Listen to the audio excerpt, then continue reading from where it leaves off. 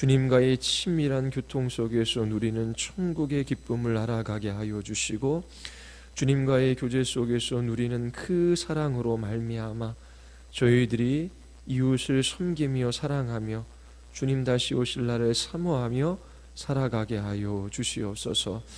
오늘도 진리의 말씀으로 우리의 영혼을 각성시키시고 우리의 심령을 새롭게 하여 주심으로 저희들이 다시 한번 주님 앞에 믿음의 결단을 하게 하여 주시고 주의 기뻐하시는 뜻을 따라 살아가게 하여 주시옵소서. 성령 하나님께서 역사하여 주시기를 간절히 원하오며 예수 그리스도의 이름으로 기도드리옵나이다. 아멘. 네, 오늘은 계시록 14장입니다.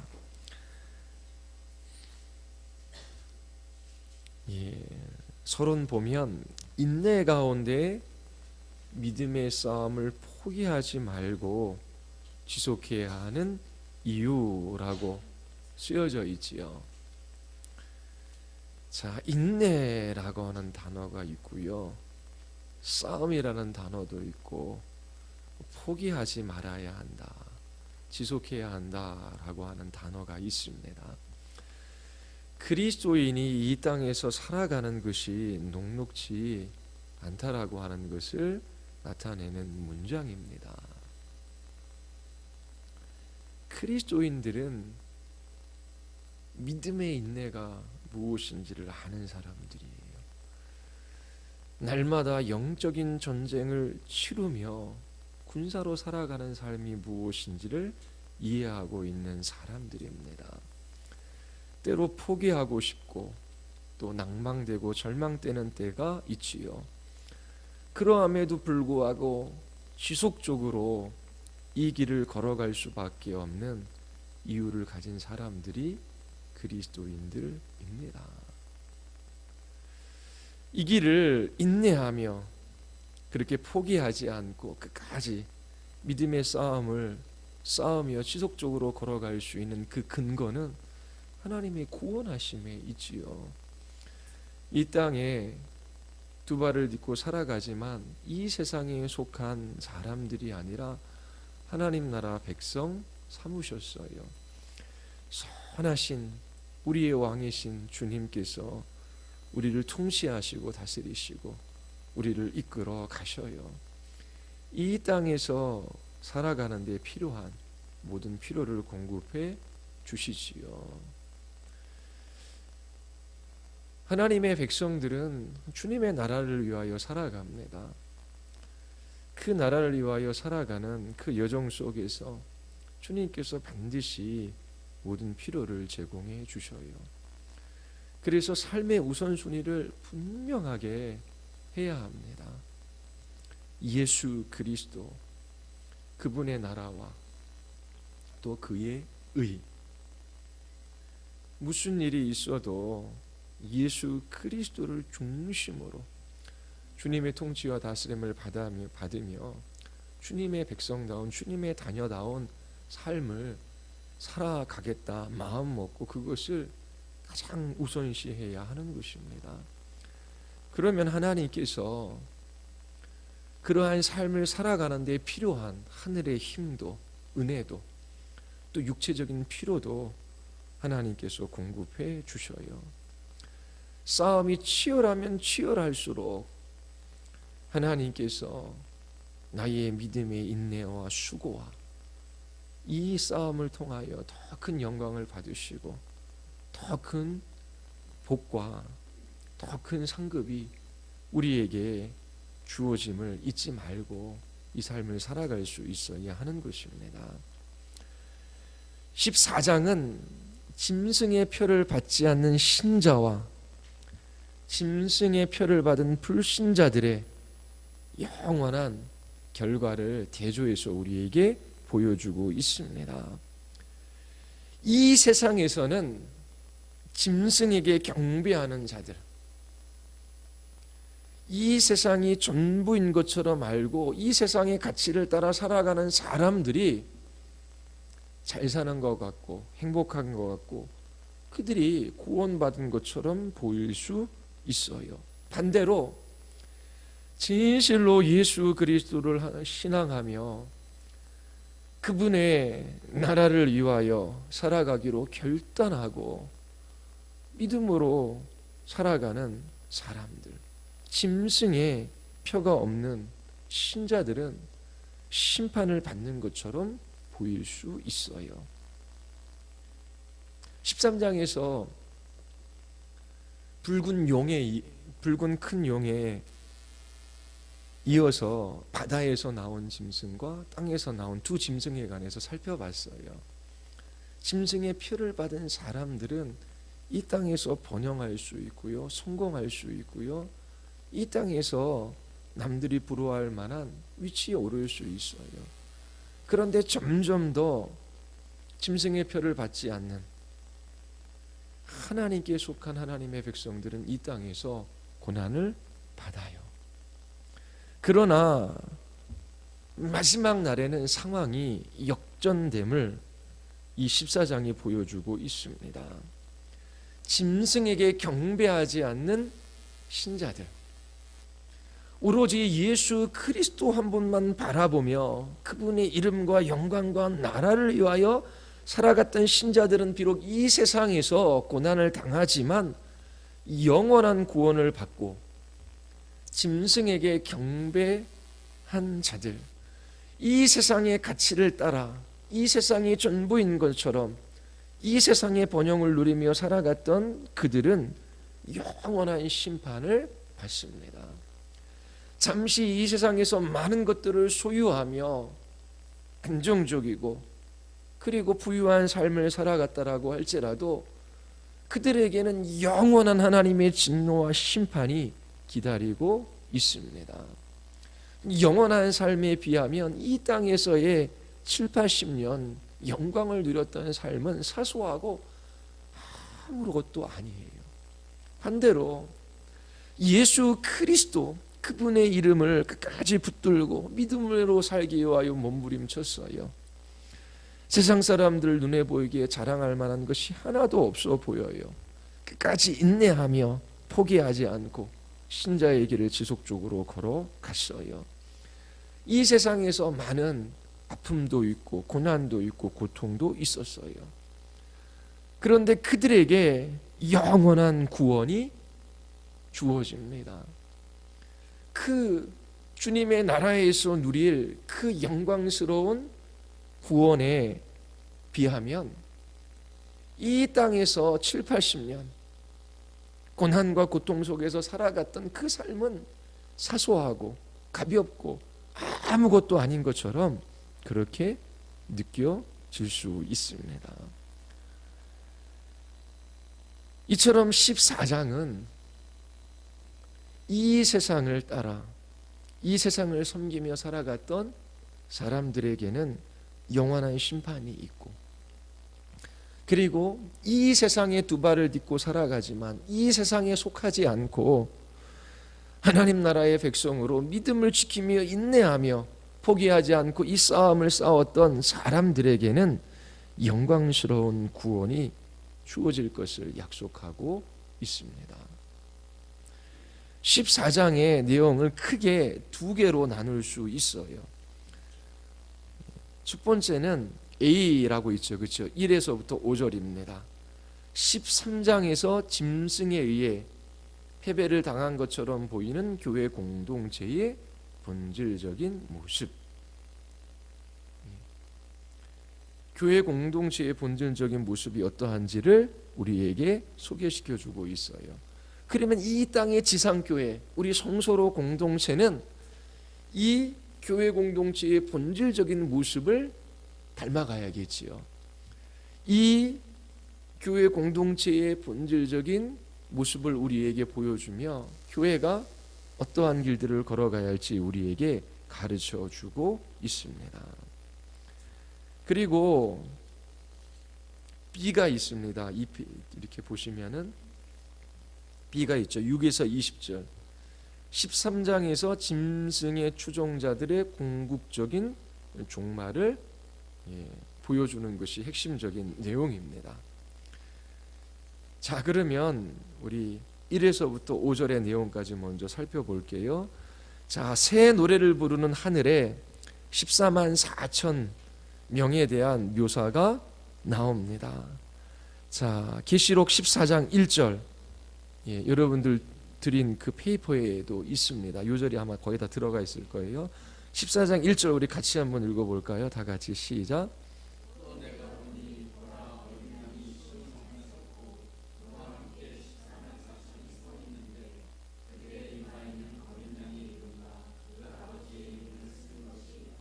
자, 하늘에 있는 14만 4천 명에 대한 묘사 1절에 우리에게 두 가지를 보여줘요.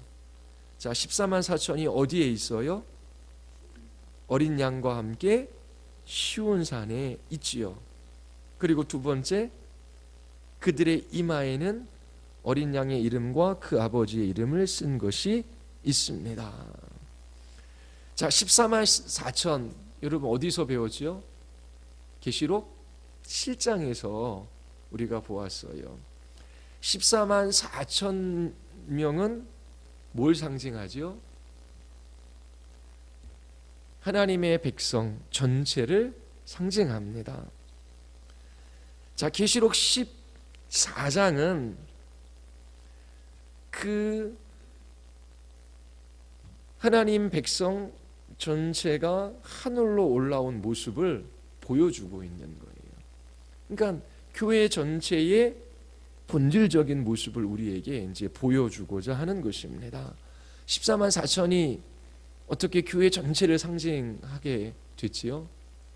구약의 12지파, 구약교회지요. 신약의 12사도 대표로 합니다. 신약교회입니다. 그리고 12 곱하기 14, 12 곱하기 1000, 1000은 많음을 나타내는 것입니다. 그러니까 단지 14만 4천 명만이 구원받는 것이 아니라 구약과 신약 교회 전체를 나타내되 그 숫자가 많다라고 하는 것을 상징적으로 나타나는 수입니다. 자, 그들의 이마에 어린 양의 이름과 그 아버지의 이름을 쓴 것이 있어요. 이들은 짐승의 표를 받지 않는 사람들입니다. 표와 이는 도장을 찍는 거예요. 그러면 이거는 나의 소유. 저도 생일에 예전에 청년교구를 할 때 청년 임원들이 옥인가요? 뭐 하여튼 간에 도장 좋은 걸 선물해 줬는데 그게 뭐냐면 책에 찍는 도장이래요. 책에. 이거 내 책입니다. 그래가지고 뭐 아주 이쁘게 그 집 어디가 있는지도 모르겠어요. 몇 번 찍다가 못 찍었어요. 예. 근데 이 책을 딱 찍으면 도장이 딱 인이 찍혔잖아요. 그러면 이거는 누구 거? 내 거. 예. 그런 것처럼 짐승의 표를 받았다라고 하는 건, 짐승의 인이 찍혔다라고 하는 건 그는 이 세상에 속한 자, 이 세상의 권세 잡은 자 라는 표시이고, 근데 이 이마의 어린 양의 이름, 이게 인쳐진 거예요. 그리고 아버지의 이름이 쓴 것이 있어요. 자, 이것이 의미하는 것은 이 14만 4천이 누구의 소유? 하나님의 소유이며 또 특히 하나님의 보호를 받는 사람들이라고 하는 뜻을 가지고 있습니다. 자, 하나님의 이름을 가지고 있는 사람들, 이 교회는 한 사람도 빠짐없이 영원한 새하늘과 새 땅에 들어가게 되는 것이지요. 그리고 우리 2절부터 3절 보면은 또 하나가 있어요. 그들의 모습. 자, 14장 2절과 3절 우리 같이 한번 읽어볼까요? 다 같이 시작.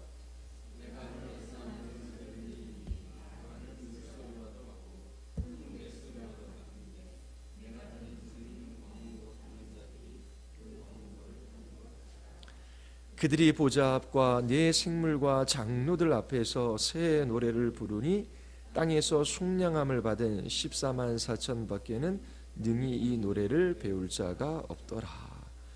자, 천상에 있는 이 교회의 본질적인 모습을 우리에게 보여주는데, 그 교회는 어떠한 교회예요? 새 노래를 부르는 교회입니다. 자, 이 노래는 누가 부를 수 있어요? 구원받은 사람들만 부르는 노래이지요. 노래, 어떤 때 노래 부르죠? 뭐 쓸쓸하고 외로울 때도 노래 부르지만 입에서 콧노래가 흘러나와요. 노래. 그 마음 안에 기쁨이 있고 평안이 있을 때에 노래가 흘러나오는 것이지요. 찬양이 흘러나오는 것입니다. 그들은 새 노래예요. 옛 노래가 아니에요. 예전에 하나님께서 이렇게 은혜 베풀어 주셨지, 옛적을 생각하며 찬양하는 게 아니라 날마다 그들에게는 새 노래가 있어요. 날마다 시간이 지나가면 지나갈수록 그들에게 기쁨이 계속해서 흘러 넘치는 것입니다. 천국은 영원한 것인데 그 영원이라는 개념 자체도 뭐 저희들이 이해하기는 어렵죠. 우리는 시간이 그냥 계속되는 곳, 그 정도로만 이제 보통 사람들은 이해하죠. 그런데 그곳에서 무한하시고 영원하시고 변함이 없으신 그 좋으신 하나님, 그분과의 교통과 교제 속에서 그분을 알아가는 그 영원한 기쁨이 있습니다. 자, 이제 어느 정도 인생 경험해 보셨으니까 먹는 것도 좋고 눈으로 보고 귀로 듣고 또 이 세상에 있는 좋은 것들을 누리며 살아가는 것도 행복하지요. 그런데 정말 행복한 때가 언제입니까? 환경이나 상황이나 여건은 좋지 않아도 주님 앞에 엎드려 기도하면 주님과의 교통과 교제가 있어요. 그리고 성경을 펴서 읽으면 그 성경의 말씀들이 마음에 흘러 들어와요. 그 진리의 말씀으로 인하여 마음이 기뻐요. 주님을 알아갈 때에, 그리고 나 같은 주인을 구원하신 그 하나님의 구원의 그 영광스러움과 위대함을 더 깊이 깨달아 알아갈 때에 마음속에 막 기쁨이 흘러나오잖아요. 정말 하나님 앞에 영광스러운 주님을 예배하고 또 주님과 기도 가운데 교통하고 또 그분이 행하신 놀라운 일들, 또 그 구원의 은혜를 찬양하고 그럴 때에 신자들이 누리는 그 기쁨과 감격은 먹고 마시고 뭐 이 땅에서 무엇을 누리는 것과 비교할 수 없어요. 그리스도 없이 이 땅에서 누리는 행복은 잠시의 즐거움을 가져다 주지만 그것이 영혼의 만족이 안 돼요. 그리스도 안에서 먹고 마시고 그리스도 안에서 여행 가고 그리스도 안에서 주님이 주신 그 모든 것 선물들을 통하여 이 좋은 선물을 주신 하나님을 찬양하는 법들을 모르면 그 삶이 결코 복될 수가 없습니다. 자, 천상에서는 날마다 새 노래로 주님을 찬양해요. 이 땅에서도 우리에게 이걸 맛보게 하셔요. 옛 노래가 아니라 새 노래로 날마다. 그러니까 이 땅의 교회는 그 교회 공동체의 본질적인 모습, 그 천상의 교회를 따라가야 되는 거잖아요, 그렇죠? 그 모습을 보여주고 있는데 날마다 새 노래로 그렇게 찬양하는 모습을 우리에게 보여주고 있습니다. 그리고 자, 4절과 5절은 하늘의 14만 4천의 특성이 무엇인지를 우리에게 가르쳐줘요. 자, 그러면 이 교회 공동체의 본질적인 모습, 그들이 가지고 있는 특성, 이것이 우리에게도 있는가? 우리에게 없으면 이게 연결이 안 되잖아요, 그렇죠? 이 지상에 있는 교회가 천상으로 올라간 모습을 우리에게 보여주고 있어요. 그러면 우리는 지금 지상교회에서 그 천상교회의 모본을 보면서 우리도 그 길로 따라가야겠지요. 자, 그러면 계시록 14장 4절과 5절 우리 같이 한번 읽어보겠습니다. 다 같이. 이 사람들은 여자와 더불어 지 아니하고 순결한 자라, 어린 양이 어디로 인도하든지 따라가는 자며 사람 가운데서 속량함을 받아 처음 익은 열매로 하나님과 어린 양에게 속한 자들이니 그 입에 거짓말이 없고 흠이 없는 자들이라. 예. 자, 천상교회의 이 특성을 우리에게 가르쳐주고 있습니다. 첫 번째가 뭐죠? 여자와 더불어 더럽히지 아니하고 순결한 자. 자, 이것은 성도들이 우상 숭배와 음행에 빠지지 않는 것을 의미합니다. 계시록에서 세상을 상징하는 도시가 있어요. 나라 바벨론이죠. 근데 바벨론을 창녀로 묘사하고 있습니다. 자, 이처럼 바벨론은 사람들로 하여금, 이 세상은 사람들로 하여금 우상을 숭배하도록 유혹하며 하나님을 바르게 예배하지 못하게 해요. 하나님보다 이 세상을 더 사랑하게 하고 이 세상이 주는 부와 쾌락을 더 하나님보다 좋아하게 합니다. 또한 교회 내에서도 거짓 선생들은 우상 숭배와 음행의 죄에 빠지도록 그렇게 유혹을 합니다. 자, 하늘교회는 이제 이러한 우상 숭배와 음행에서 완전히 벗어난 교회예요. 자, 지상교회도 이 천상의 교회를 본받고 따라야 하겠지요. 여자와 더불어 더럽히지 아니하고 세상의 유혹을 받음으로 하나님만 섬기는 것이 아니라 하나님과 겸하여 우상을 섬기는 그 삶을 버려야 하는 것입니다. 남편이 있음에도 불구하고 다른 남자와 그렇게 정을 통한다라고 하는 것은 더러운 것이고 불결한 것이지요. 그런데 천상의 교회는 어떻게 해요? 더럽지 아니하고 순결한 자. 이 땅에서도 오직 하나님 한 분 사랑하며 그분의 말씀을 따라 살아가는 교회가 참된 교회입니다. 그리고 두 번째는 뭐죠? 어린 양의 어디로 인도하든지 따라가는 자. 자, 하늘교회는 예수님을 온전히 따르는 자들이에요. 요한복음에 보면 자, 양들은 목자의 음성을 아는 고로 따라요. 주님의 양떼들은 주의 음성을 알아요. 그래서 주님의 말씀을 읽고 보고 들으면 그 말씀을 따릅니다. 어린 양이 어디로 인도하든지 어린 양은 그 목자가 어디로 인도하든지 따라가요. 왜요? 그곳은 목자가 있으니까, 목자가 인도하니까.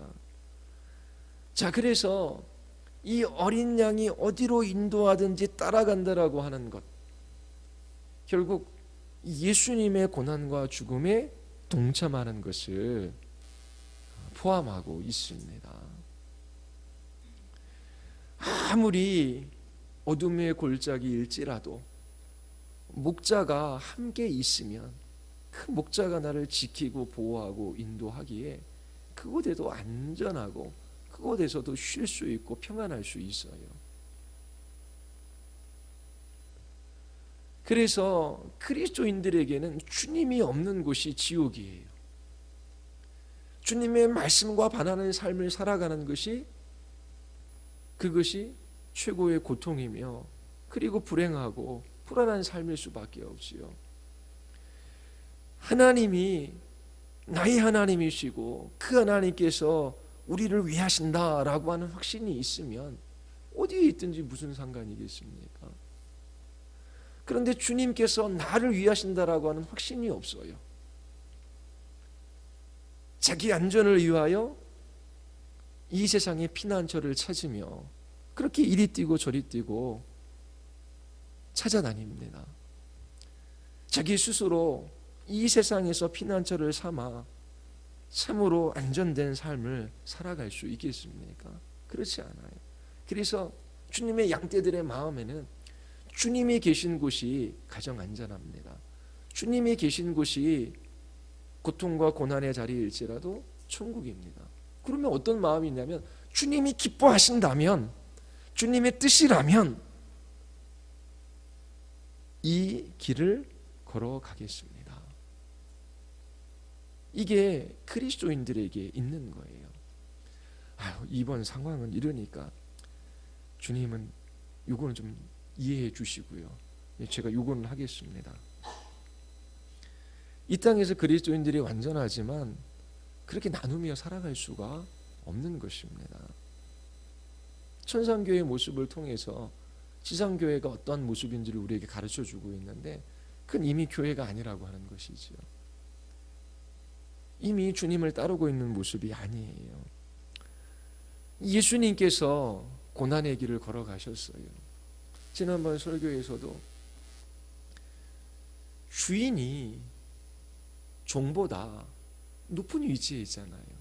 종은 주인에게 속했어요. 주인이 고난을 받았다면 그 종은 편안한 삶을 살아갈 수 있습니까? 예수 그리스도께서 머리 둘 곳 없는 삶을 사셨어요. 그러면 신자들에게 있어서도 주인보다 더 나은 삶을 살아가려고 해서는 안 되는 것이지요. 이 땅의 교회가 완전하진 않지만 무엇을 바라보며 가야 하는지, 그리고 그 길을 한 걸음 한 걸음 걸어가는지, 때로 갈지자로 걸을 수도 있고 때로 멈춰설 수도 있고 주저앉을 수도 있어요. 그러나 그곳에서 엎드려서 울며 그 모습, 그 방향을 바라보고 그렇게 자기를 부인하고 십자가를 지는 삶을 살아가는 것이 교회의 모습입니다. 성도들의 모습이지요. 예수 그리스도를 믿는 이유가 어디에 있습니까? 왜 우리의 자녀들에게 예수님 믿어야 한다라고 이야기합니까? 예수님 믿으면 이 세상에서 부와 건강과 번영이 주어지기 때문이 아니잖아요. 그렇죠?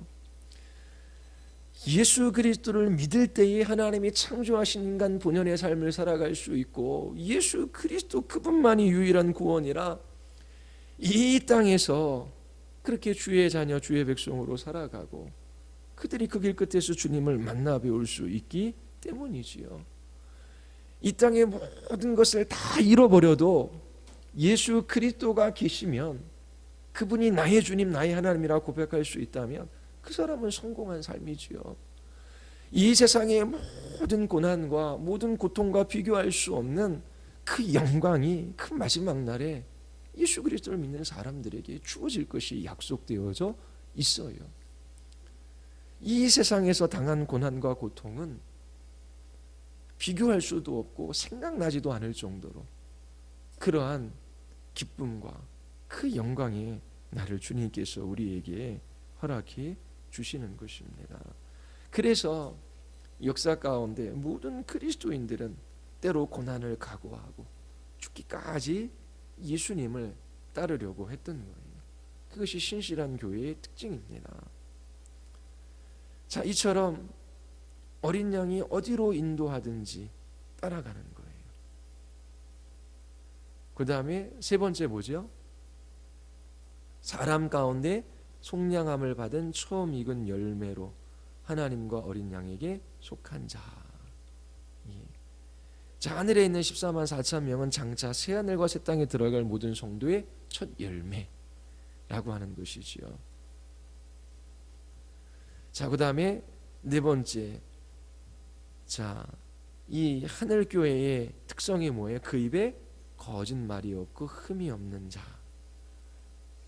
신자의 특징은 거짓이 없는 것이고 불신자의 특징은 거짓이지요.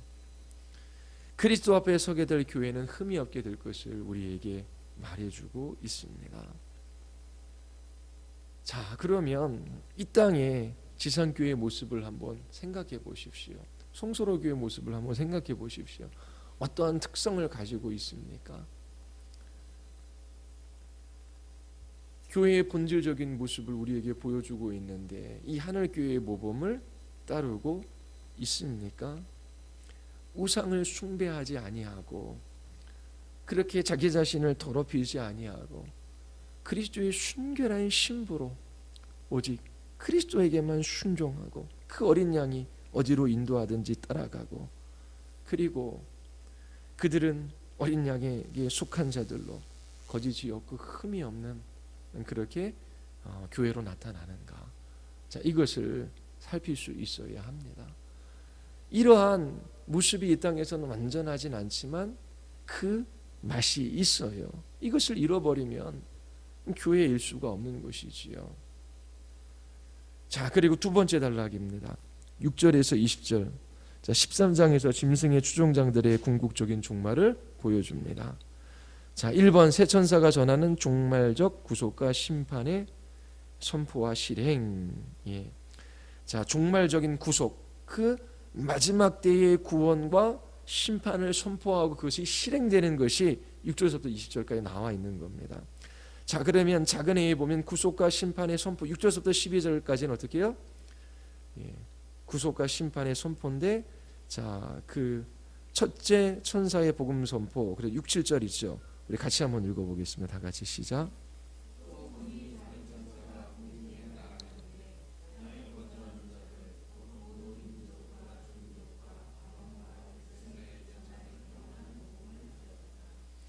그가 큰 음성으로 이르되 하나님을 두려워하며 그에게 영광을 돌리라.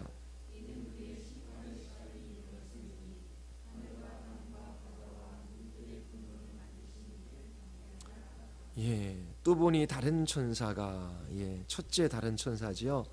공중에 날아가는데 땅에 거주하는 자들, 민족, 종족, 방언, 백성. 자, 이건 전 세계를 나타나는 거죠. 예, 전 세계에 전할 영원한 복음을 가지고 있습니다. 자, 이 천사가 큰 음성을 발하는데 뭘 이야기하죠? 하나님을 두려워하며 그에게 영광을 돌리라. 또 두 번째는요. 하늘과 땅과 바다와 물들의 근원을 만드신 이를 경배하라. 자, 복음이 선포되어지는 곳에 어떤 일들이 일어나요? 하나님을 경외하며 하나님께 영광 돌리고 경배하는 일들이 일어남을 우리에게 보여주고 있습니다. 자, 천사가 이렇게 영원한 복음을 가지고 선포하는 것은 하나님의 심판이 이르렀기 때문입니다. 이 첫째 천사는 영원한 복음을 가지고 사람들로 하여금 회개하고 구원받아 영원한 하나님의 통치 아래 들어올 것을 선포하고 있는 것입니다. 자, 그 다음에 둘째, 셋째 천사에 의한 심판의 선포. 그래서 자, 복음 선포가 있고 또 심판의 선포가 있습니다. 바벨론에 대한 심판 선포 8절 한번 읽어보겠습니다. 다 같이 시작.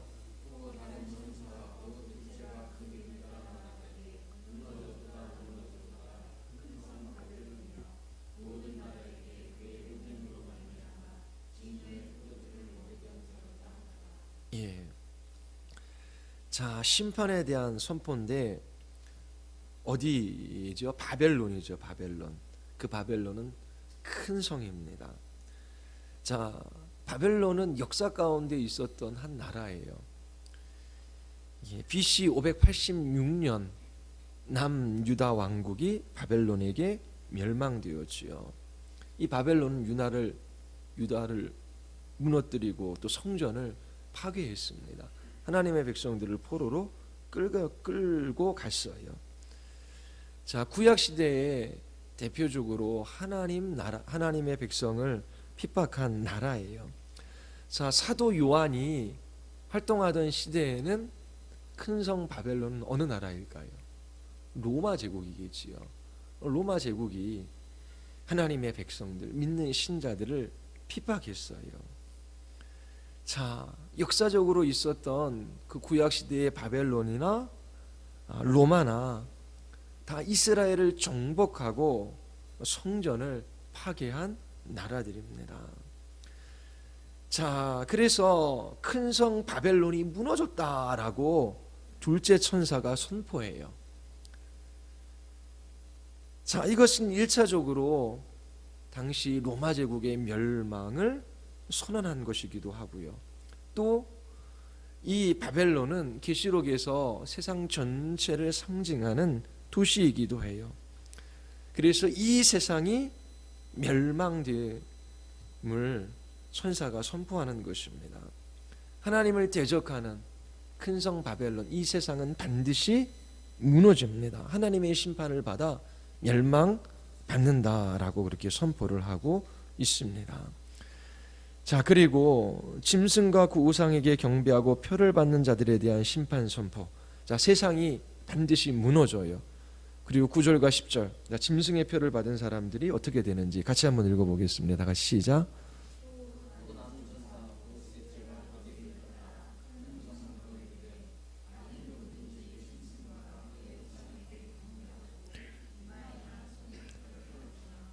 그도 하나님의 진노의 포도주를 마시리니.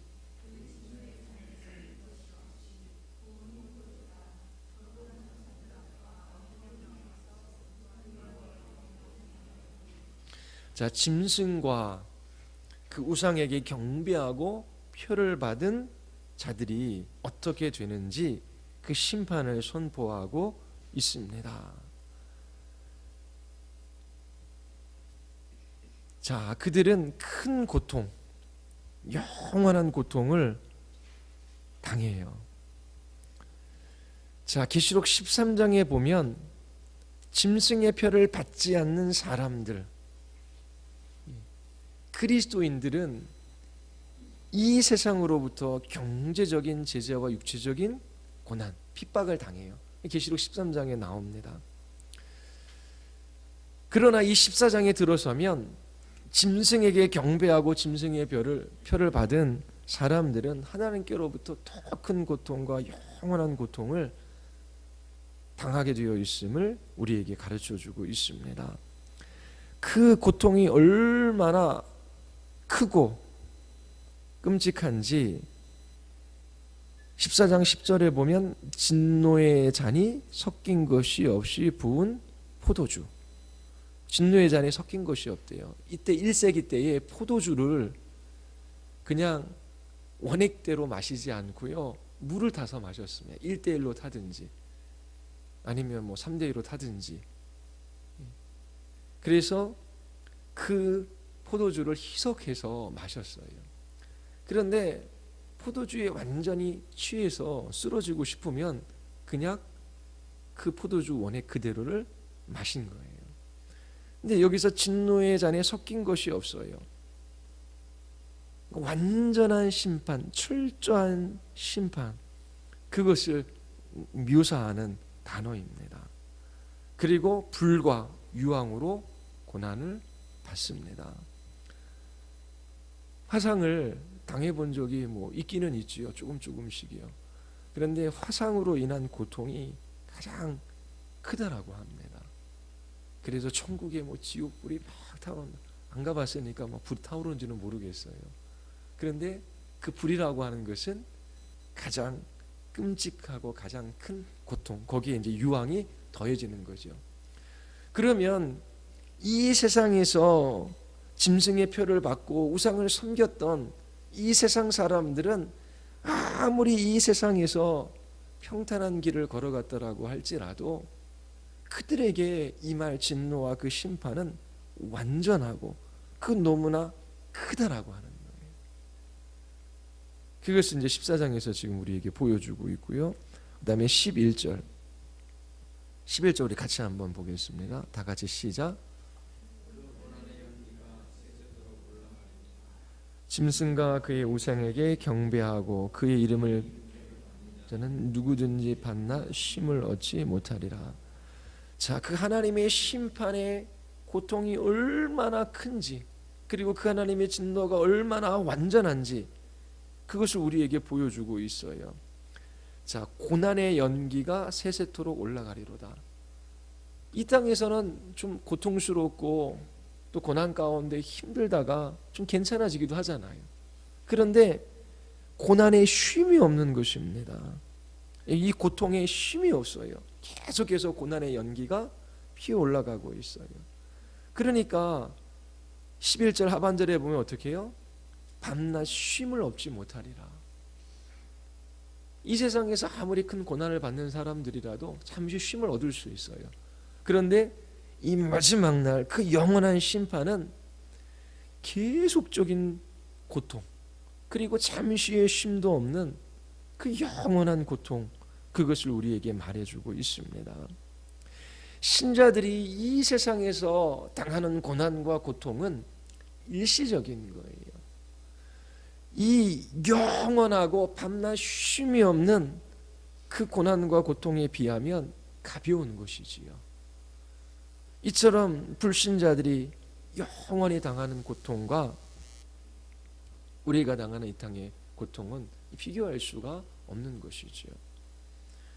자, 그리고 계시록 14장 12절 우리 같이 한번 읽어보겠습니다. 다 같이. 인내가 여기 있나니 그들은, 자, 이게 성도들이 하나님의 계명과 예수님에 대한 믿음을 지키는 것은 뭐가 필요하다? 인내가 필요하다는 것을 알려줘요. 인내. 인내는 우리를 연단시킵니다. 우리에게 더 큰 주님의 나라에 대한 소망을 가져다 줘요. 그 소망은 우리에게 용기도 가져다 주고요. 또 더 인내하게 하고요. 그리고 우리에게 이 세상에 있는 것들에 매이지 않고 사랑하며 베풀게 합니다. 그래서 천국에 대한 소망이 더 크면 클수록 이 세상에 있는 그 어떤 것도 절대화시키지 않아요. 남편 있는 자는 남편 없는 것처럼, 아내 있는 자는 아내 없는 것처럼, 남편도 아내도 절대적이지 않아요. 직장도 절대적이지 않아요. 자녀들도 절대적이지 않아요.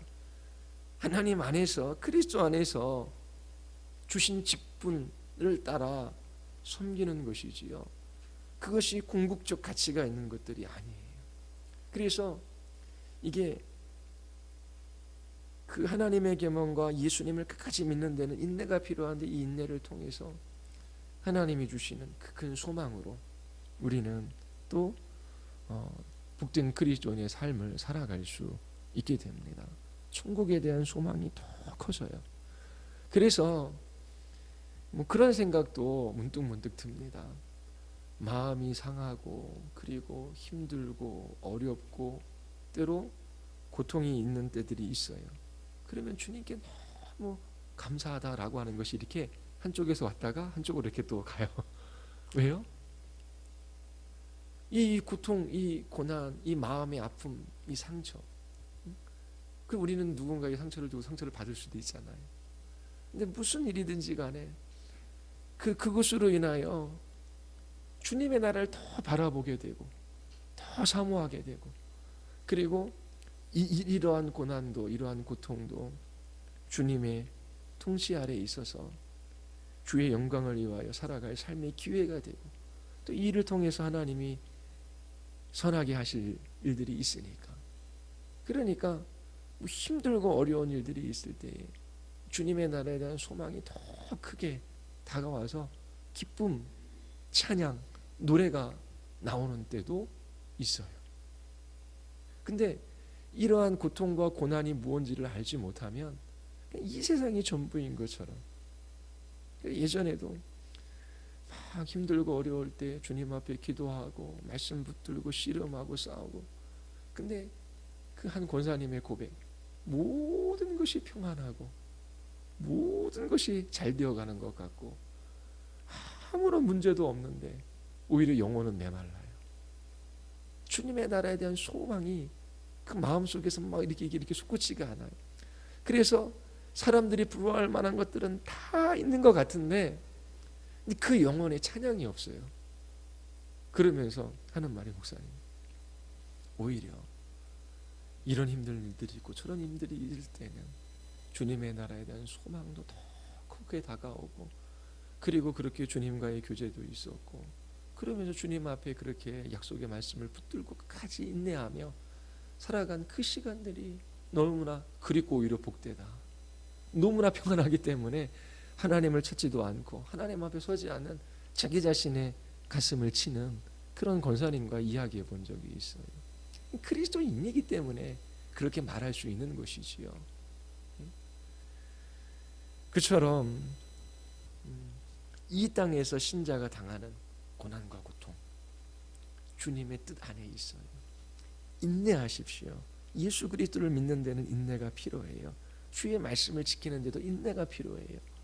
주님께서 더 큰 소망으로 용기를 가져다 주고 이 땅에 매이지 않게 하고, 또 나에게 주신 것들을 가지고 섬길 수 있는 넉넉한 마음을 하나님께서 그 인내하는 마음을 통하여 천국에 대한 소망을 가지게 하시고 그렇게 이끌어 가십니다. 자, 그리고 13절에 보면 하늘의 음성과 성령의 말씀이 있어요. 자, 우리 13절 우리 같이 한번 읽어보겠습니다. 다 같이 시작.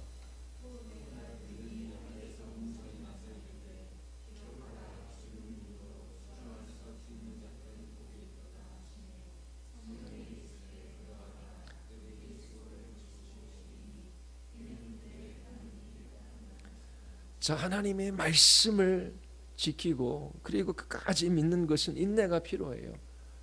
그리고 그 인내는 우리에게 고통이 될 수 있어요. 그런데 13절에 하늘의 음성이 있어요. 하늘의 음성 뭐죠?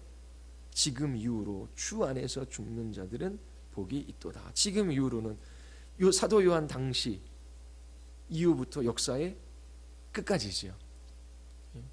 사도 요한이 이것을 기록한 그 이후서부터 역사의 끝까지.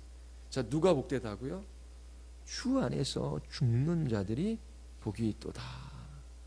예, 주 안에서 죽는 자들은 역사 가운데 순교자들도 포함되어져 있고요. 또 그렇게 순교적 죽음은 아니더라도 이 땅에서 믿음의 전투를 해 나가는 그 영적인 군사들인 신자들은 이 땅에서 자기 죽음을 경험합니다.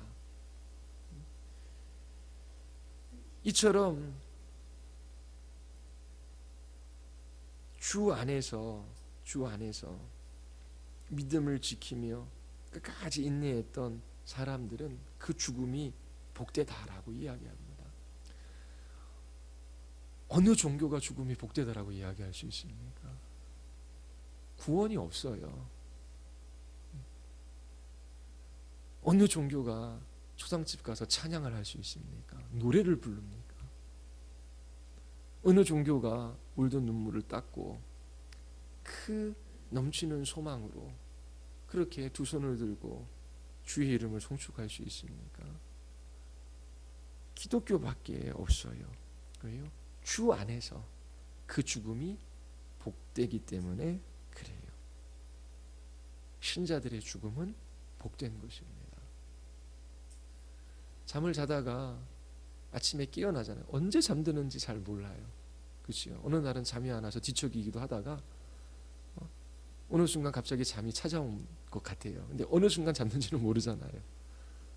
근데 아침에 딱 깨어보면 아침이에요.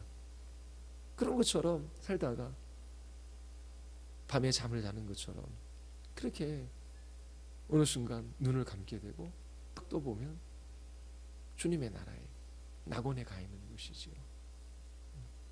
신자들의 죽음은 복됩니다. 근데 어떤 신자들? 하나님의 말씀을 지키며 예수 그리스도를 믿는 그 믿음에 있어 인내하며 살아갔던 그 신자들의 죽음은 복되고요. 그 다음에 성령의 말씀은 뭐죠? 그들이 수고를 그치고 쉬리라. 자, 복된 이유는 수고를 그치고 쉬기 때문에 그래요. 자, 우리에게는 주님이 주신 직분이 있어요. 사명이 있어요. 우리를 부르셨어요.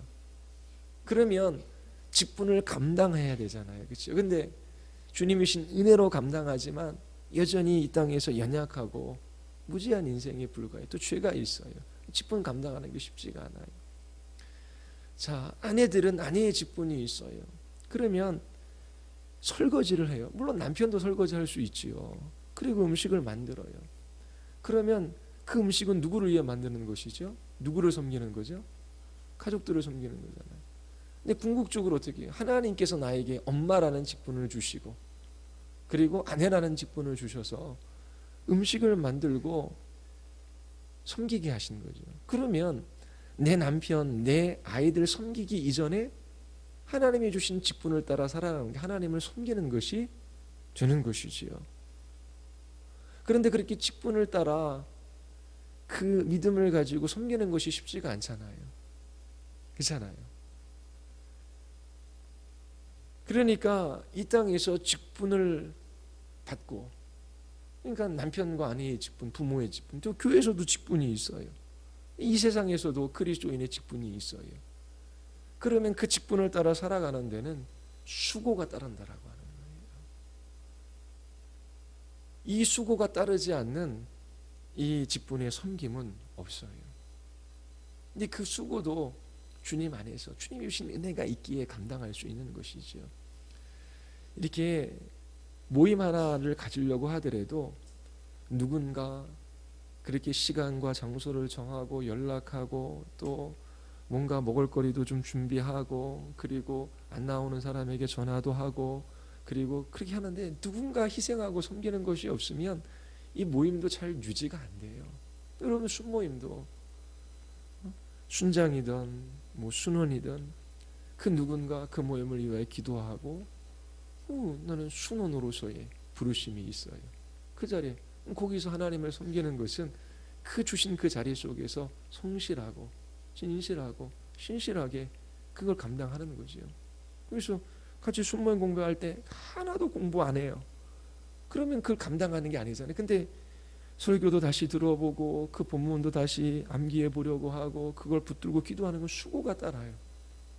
근데 그거는 달콤한 수고일 수 있죠. 그렇죠? 그리고 때로는 오해를 받는다라고 할지라도 그 오해를 풀지 않고 주님이 아시니 그냥 없는 것처럼 여기며 그렇게 살아가는 것도 때로 쉽지 않을 때 있어요. 그런데 그 모든 수고가 끝나는 것이죠. 군대에 들어갔다가 제대하는 날 가장 복되지요. 가장 행복한 날. 근데 일주일만 지나가면 모든 게 다 제자리로 돌아갑니다. 그런 것처럼 착하고 충성된 종아 수고했다. 그러면서 주님께서 우리를 주님의 품에 안아주시는 그 날이 바로 우리가 죽는 날이기 때문에 그 날이 복된 것입니다. 그리고 거기 보면 13절 끝절에 보면 그들의 행한 일이 수고를 그치고 있는 그들의 행한 일이 따름이라 하시더라. 이 그들의 행한 일이 따름이라 라고 하는 이 말이 무엇이겠습니까? 그들이 수고를 그치고 이제 주님 주시는 그 평안 가운데 쉼을 누리게 되는데 그 신자들이 이 세상에서 수고하고 섬긴 그 일에 대한 보상이 있음을 우리에게 말하고 있습니다. 어떤 보상인지는 모르지요. 이처럼 주님 저에게 아무것도 주시지 않아도 돼요. 신자들은 그렇게 이야기해요.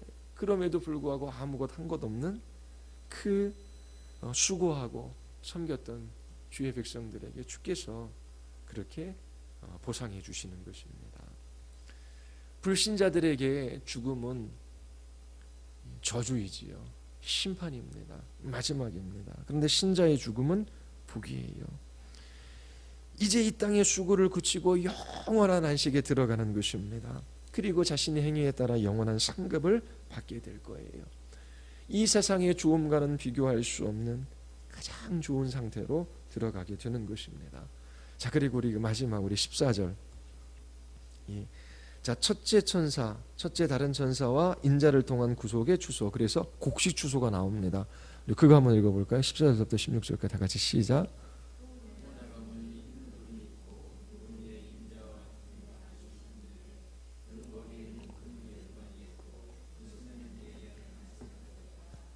또 다른 천사가 성전으로부터 나와 구름 위에 앉은 이를 향하여 큰 음성으로 외쳐 이르되 당신의 낫을 휘둘러 거두소서. 땅의 곡식이 다 익어 거둘 때가 이르렀음이니이다 하니 구름 위에 앉으신 이가 낫을 땅에 휘두르매 땅의 곡식이 거두어지니라. 자, 흰 구름이 있고 구름 위에 인자와 같은 이가 앉으셨어요. 누굴까요? 예수 그리스도지요. 예. 자, 그 머리에는 금 면류관이 있어요. 이처럼 예수 그리스도께서 흰금으로 상징되는 보좌에 앉으셨어요. 그 보좌에 앉으셔서 구속과 심판을 행하시는 것입니다. 곡식을 거두어 드려요. 신자들의 구원에 대한 상징이지요. 예수님께서 금면류관을 쓰고 계셔요. 예수 그리스도 통치와 영광을 보여주는 것이죠. 그리고 손에는 날카로운 낫을 가지고 계셔요. 낫은 추수하는 도구입니다. 예수님께서 예수님이 성도들을 구속하는 것을 보여주는 장면이에요. 마태복음 9장이나 요한복음 4장에 보면 이처럼 추수를 구속에 빗대어 그렇게 이제 이야기를 합니다. 그래서 이 예수님께서 마지막 날 이제 구속하시는 그 장면을 추수에 비유해서 말하고 있는 것이고요. 그다음에 17절부터 20절 우리 같이 한번 읽어보겠습니다. 시작. 예리한 낫을 가졌더라. 또 불을 다스리는 다른 천사가 제단으로부터 나와 예리한 낫 가진 자를 향하여 큰 음성으로 불러 이르되 내 예리한 낫을 휘둘러 땅의 포도송이를 거두라. 그 포도가 익었느니라 하더라. 천사가 낫을 땅에 휘둘러 땅의 포도를 거두어 하나님의 진노의 큰 포도주 틀에 던짐에 성 바깥에서 그 틀이 밟히니 틀에서 피가 나서 말 굴레까지 닿았고 1600 스타디온에 퍼졌더라. 자, 둘째 셋째 천사에 의한 심판의 추수. 자, 뭘 추수하죠? 여기서는 포도를 추수합니다. 구약의 선지서 요엘서 같은 거 보면은 이 포도주 틀을 짠다라고 하는 것은 이 악에 대한 심판을 상징하는 장면으로 나와요. 그러니까 구약적 배경이 있는 것이지요. 자, 여기서 땅에 포도송이를 거두어 들인 다음에 그 포도송이를 어디에 둬요? 큰 포도주 틀인데 그 포도주 틀은 어떤 틀이에요? 진노의 큰 포도주 틀에 던져요. 그리고 그 포도주 틀을 짜는 곳이 어디예요? 성막. 이 성은 예루살렘 성이겠지요. 그러니까 거룩한 성 예루살렘은 하나님의 백성을 나타내고 이 성막은 하나님의 백성과 완전히 떨어져 나간 곳이죠. 하나님께로부터 완전히 단절된 곳. 예. 바로 성바깥에서 예수 그리스도의 십자가에서 못 박히셨잖아요. 자, 그래서 그 틀이 밟히는데 포도즙이 나오잖아요. 근데 피로 이렇게 묘사를 하는데 피가 나서 말 굴레까지 닿았고, 말 굴레라고 하는 거는 이 말 이렇게 입에다 씌우고 이렇게 손잡이에 잡잖아요. 그 굴레가 있는데 피가 쌓여져 가는데 어디까지 쌓여져 가요? 말 굴레까지. 그 다음에 1600 스타디온에 퍼졌더라. 이게 뭐예요? 피가 1600 스타디온에 퍼진 거예요. 이거는 이게 넓이, 범위를 나타내는 거잖아요. 그러니까 이 포도즙에서 이 포도를 짜는 것이 하나님의 진노인데 그 포도즙에서 흘러나오는 그 포도즙을 피로 상징하잖아요. 그렇죠? 그 피가 어떻게 해요? 말이 서 있으면 말 굴레까지 그렇게 찰 정도로 그렇게 피가 엄청나고, 또 이 1600 스타디온이라는데 이걸 계산하면 약 300km, 시리아의 경계서부터 애굽 경계선까지 이 팔레스타인 전 지역이 피로 덮이는 것입니다. 그리고 1600은 4 곱하기 4 곱하기 10 그렇게 돼요. 이 계시록에서 4는 뭘 상징하죠? 세상을 상징합니다. 세상. 그래서 내 생물, 땅의 내 모퉁이, 그다음에 나라, 족속, 백성, 방언, 이건 전 세계를 나타내는 게 4는요. 그리고 10은 많음이지요. 4 곱하기 4 곱하기 10 곱하기 10. 그래서 어마어마한 양의 피를 상징적으로 표현하는 것입니다. 이것은 심판이 얼마나 크고 철저하고 완전한지를 우리에게 가르쳐주고 있어요. 자, 마지막 결론 부분이 있습니다. 자, 14장은 짐승의 표를 받지 않는 신자와 짐승에게 표를 받은 불신자들의 영원한 결과를 대조해서 보여주고 있죠. 짐승의 세력에 의해 고난받던 하나님의 백성들 13장에 나옵니다. 그들은 어떻게 해요? 주 안에서 죽어요. 그게 복돼요. 왜요? 수고를 그치고 영원한 쉼을 얻으니까요. 그러나 하나님을 대적하며 교회를 핍박하는 바벨론과 짐승의 추종자들은 영원한 심판을 받아요. 그 심판이 얼마나 크고 철저하고 완전한지, 그 심판은 영원해요. 그 고난은 잠시의 쉼도 없어요. 영원히 계속되는 것입니다. 자, 그러므로 이 땅의 신자들은 비록 예수님을 따르는 데 있어 고난이 있다라고 할지라도 끝까지 인내하며 믿음을 지키며 살아가야 하는 것입니다. 자, 믿음을 지키며 살아가야 할 이유가 어디 있어요? 맨 서론의 첫 번째 질문. 믿음을 지키며 그렇게 하나님 앞에 인내하며 지속적으로 이 그리스도인의 삶을 살아가는 것은 어떻게 우리에게 이러한 영원한 안식, 이 죽음이 복된 날이 다가오고 있기 때문에 그렇습니다. 이 세상에서 고난받고 고통이 있더라고 할지라도 이날의 영광에 비하면 아무것도 아닌 것이죠. 저울을 예전에 추를 중심으로 달았잖아요. 자, 올려놓습니다. 이 세상에서의 고난과 고통, 그리고 주님이 그 마지막 날 우리에게 주실 영광, 이게 뭐 비교도 안 되는 거죠. 비교할 수 없다라고 하는 거예요. 그러하기에 믿음을 지키며 인내하며 이 길을 걸어가야 할 것을 이 계시록 10장에서 우리에게 이야기하는 것입니다. 이 세상이 주는 즐거움, 그 일락 때문에, 잠시의 쾌락 때문에 주님을 저버리고 세상을 택하지 말아야 하는 것이지요. 그 영원한 하나님 나라, 너무나 복되고 가치 있기에 그것을 위하여 헌신하며 살아가야 하는 것입니다. 하나님과 우상을 겸하며 그렇게 살아가는 그 삶의 마지막은 하나님의 심판밖에 없어요. 자, 이 땅에서 무엇을 위하여 살아가야 합니까? 우리는 잊어버려요. 제가 이제 뭐 독서 토론 일주일에 한 번 하면서 책 한 권씩 읽어요. 그래서 이번 주에는 동물농장이라고 조지 오웰, 1984, 그다음에 동물농장, 이제 유명한 책이거든요. 제가 읽었는데 거기에 복서라고 하는 말이 나와요. 그는 이제 그 예전에 소련, 그 러시아의 어떤 혁명을 우화적으로 그렇게 이제 표현한 것이 그 동물농장이라고 하는 소설이거든요. 거기에 복서라고 하는 말이 나오는데 이 말에 좌우명이 있어요. 내가 좀 더 열심히 일하면 돼. 혁명이 일어나고, 그 동물농장의 혁명이 일어나고 돼지가 지배하고, 그리고 이 나폴레옹이라는 돼지를 이 복서는 절대적으로 신뢰해요. 스탈린에 대한 신뢰죠. 그리고 이 복서는 프롤레타리아, 일반 대중, 민중을 나타내는 것입니다. 근데 좀 무지해요. A, B, C, D 배우다가 E, F, G를 못 배워요. 그러니까 좀 이제 사고하는 것이 좀 떨어지죠. 그런데 충성스럽게 성실하게 일해요. 그래서 제가 문제를 만들어 갔어요. 자, 이 복서의 삶 바람직한가 바람직하지 않은가. 정말 그 개인만 놓고 보면 열심히 살아요. 남들보다 훨씬 더 일찍 일어나요. 또 공산주의, 사회주의니까 내가 열심히 일함으로 다른 사람에게 도움을 주고자 하는 자업명을 가지고 살아요. 그런데 마지막에 그가 비참하게 말도사, 도축자의 그에 끌려가서 이제 그가 죽는 것으로 끝나거든요. 그 마지막에 너무나 비참한 거예요. 근데 보면은 그냥 열심히 살아가는 거예요. 근데 성경은 무지도 악이라고 하는 거거든요.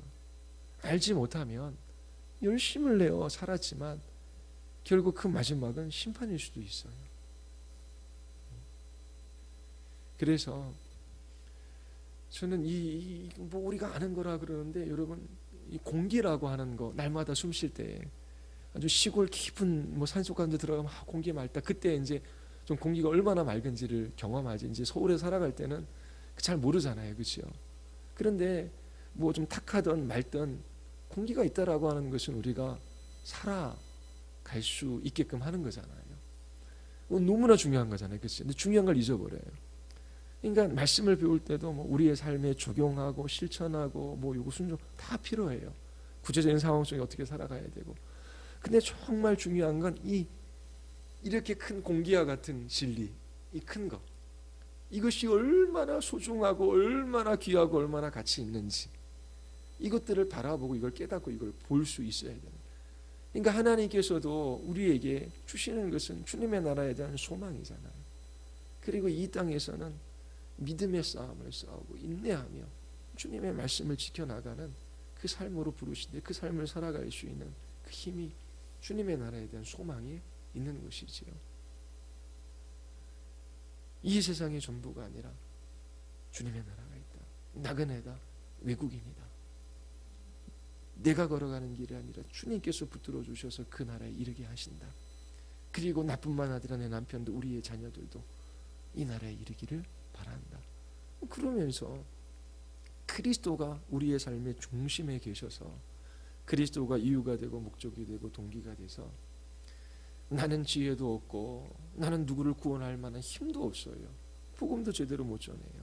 그런데 아주 작은 일에 있어서도 예수 그리스도 그분 때문에, 그리고 그분의 이름이 높아지고 나의 인격을 통하여 그분의 생명이 나타나고 그리스도가 증거되어지고 또 나의 입을 열어 예수님이 전해지고 하는 그러한 삶을 살아가도록 불렀고, 그렇게 살아갈 수밖에 없는 이유는 이와 같은 주 안에서 죽음이 복되고 수고를 끝내고 영원한 안식이 주어지는 반면, 이 땅에서 많은 일들을 수고하며 열심히 살았어도 결국 하나님의 진노와 심판 가운데 잠시의 쉼도 없는 그 지속적인 고난과 고통, 그 죽음보다 더한 형벌이 기다리고 있기 때문에 그런 것입니다. 그래서 여러분들이 요한계시록 다시 읽으시면서 성령께서 이와 같은 그 마지막 날에 주님께서 약속하신 이 약속이 얼마나 놀랍고 귀한 것임을 더 알아갈 수 있게 되기를 바랍니다. 우리 기도하시겠습니다. 우리 이 시간 같이 한번 기도할 때에